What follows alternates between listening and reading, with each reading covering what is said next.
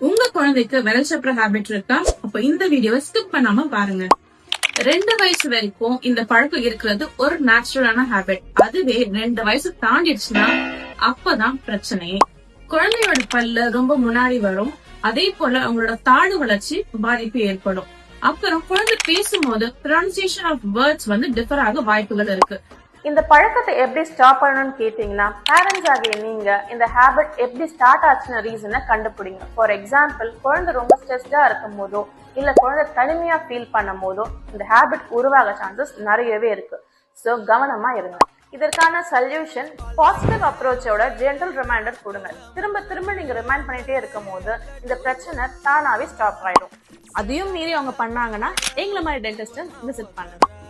மேலும் dental tips தெரிஞ்சுக்கணுமா? அடோ டென்டிஸ்ட்ரியை follow பண்ணுங்க.